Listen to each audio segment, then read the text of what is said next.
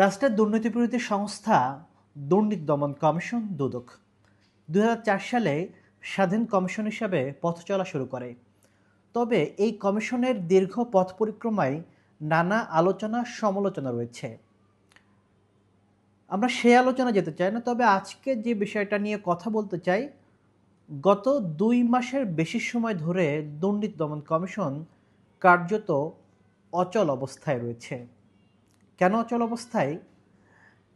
গত ৩ মার্চ আব্দুল মমিনের নেতৃত্বে দুদকের ৩ সদস্যের কমিশন, অর্থাৎ যারা দুদকের সমস্ত নিয়ন্ত্রণ বা কার্যক্রম পরিচালনার কেন্দ্রবিন্দু থাকে, কমিশন হিসাবে কমিশনারদের নেতৃত্বেই মূলত দুর্নীতি দমন কমিশনের সকল সিদ্ধান্ত হয়ে থাকে। তো তারা গত ৩ মার্চ আব্দুল মমিন চেয়ারম্যান সহ তার ২ কমিশনার নিয়ে তিনি পদত্যাগ করেন। তারা বলেন যে নতুন সরকার, বিএনপির নেতৃত্বে যে সরকার এসেছে, তাদের কাজের ক্ষেত্র নতুন করে তারা দুর্নীতি বিরুদ্ধে যে পরিকল্পনা রয়েছে, সেই পরিকল্পনার সহায়ক হিসেবে তাদের মতন করে যেন গুছিয়ে নিতে পারে, দুর্নীতি বিরুদ্ধে অবস্থান নিতে পারে, যে কারণে তারা পদত্যাগ করেন। কিন্তু বিষয় হচ্ছে যে ২ মাস অতিবাহিত, অর্থাৎ ৩ মার্চ পদত্যাগ করেছেন, আজকে মে মাসের ৬ তারিখ অতিবাহিত হচ্ছে।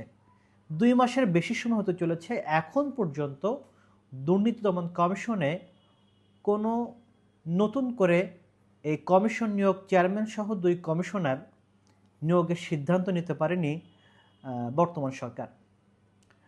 সাধারণত স্বাধীন কমিশন হিসাবে দুদক সার্চ কমিটির মাধ্যমে তাদের কমিশন গঠনের প্রথম পদক্ষেপ, সরকারের পক্ষ থেকে সার্চ কমিটি গঠনের মাধ্যমেই দুদকের কমিশন গঠনের প্রক্রিয়াটা শুরু হয়।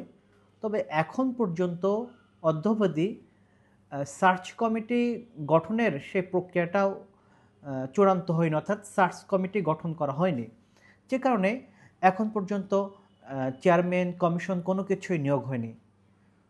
তবে নিয়োগ না হওয়ার কারণে যে সমস্যাটা হচ্ছে, এই দীর্ঘ ২-২.৫ মাস ধরে কোনো ধরনের কোনো মামলা বা কোনো চার্জশিট বা কোনো দুর্নীতিবাজের বিরুদ্ধে দেশ থেকে নিষেধাজ্ঞা, অন্য কোনো পদক্ষেপ কার্যত নেওয়া সম্ভব হচ্ছে না। কেননা সকল সিদ্ধান্তের কেন্দ্রবিন্দুতে থাকে চেয়ারম্যানের নেতৃত্বে ৩ সদস্যের কমিশন।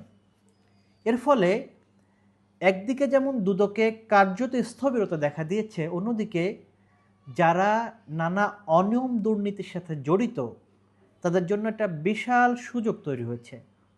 অর্থাৎ এই সুযোগে তাদের কিন্তু কোনো রকম ধরাছোঁয়া বা এখন যদি কোনো ব্যক্তি দুর্নীতিবাজ তার অর্থ দেশের বাইরে পাচার করে বা ব্যাংক থেকে টাকা সরিয়ে ফেলতে চায়, সে সমস্ত জায়গাগুলোতে কোনো পদক্ষেপ নিতে পারছে না।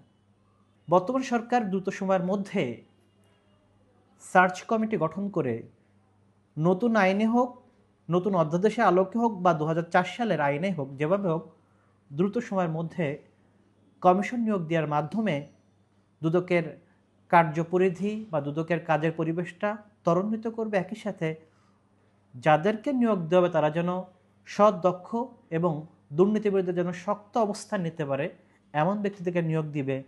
আমরা এমনটাই চাই, যারা